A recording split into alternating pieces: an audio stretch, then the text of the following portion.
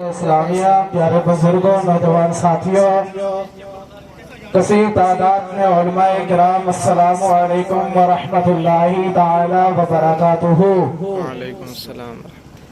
بہت ساری تعداد میں یہاں شرکت فرما کر بھی میں نے اتنے جذبے عقیدت و شوق کے ساتھ سلام کیا تھا۔ کاش اتنی ہی عشق و محبت کے ساتھ اگر آپ بھی سلام کا جواب دیتے تو امید ہے الحمدللہ کہ اسلام کا پرچم اور بلند ہوگا۔ میں آپ سب کا جذبہ دیکھنا چاہوں گا۔ آپ سب لوگ اپنا قیمتی وقت نکال کر یہاں جلسہ گاہ میں تشریف لائے ہیں، آپ سب کا بہت بہت شکریہ۔ میں آپ کا جذبہ دیکھنا چاہوں گا کہ آپ اتنا جذبہ لے کر یہاں اس وقت مبارک میں آئے ہیں، میں صرف آپ کا جذبہ دیکھنا چاہتا ہوں۔ ایک بار پھر سے سلام کروں گا، السلام علیکم ورحمۃ اللہ تعالی وبرکاتہ۔ وعلیکم السلام ورحمۃ اللہ۔ ادب کی بات کرو، حدود کے اندر نبی کا نام شامل ہے، درود کے اندر سبحان اللہ۔ آپ سب کی سبحان اللہ کی داد چاہیے۔ ادب کی بات کرو، حدود کے اندر نبی کا نام شامل ہے، درود کے اندر، اور نبی کی محفل کو سجاتے ہیں وہ لوگ حلالی خون ہے جن کے وجود کے اندر سبحان اللہ۔ میں آپ کا جذبہ دیکھنا چاہوں گا۔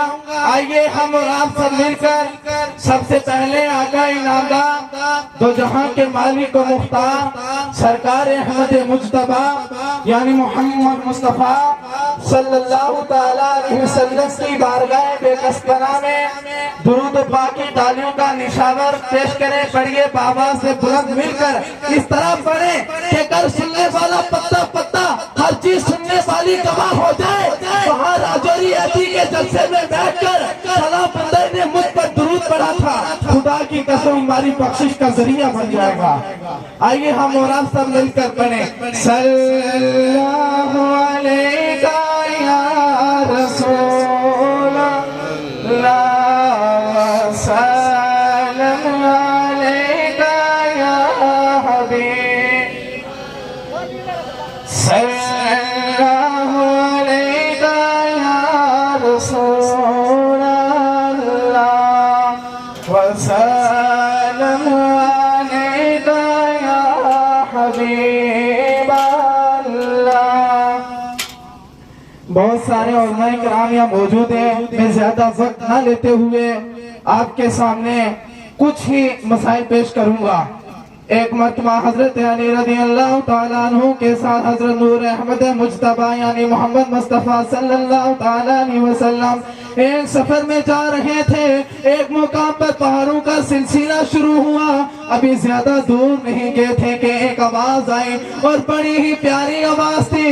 الفاظ یہ تھے، الصلاۃ والسلام علیک یا رسول اللہ سبحان اللہ، الصلاۃ والسلام علیک یا رسول اللہ۔ حضرت علی رضی اللہ تعالیٰ عنہ فرماتے ہیں میں نے پوچھا یہ کس چیز کی آواز ہے؟ پھر وہی آواز آئی مگر مجھے کچھ نہیں سنائی دیا۔ حضور صلی اللہ تعالیٰ علیہ وسلم نے فرمایا کیا تمہیں وہ پہاڑ نظر آ رہا ہے؟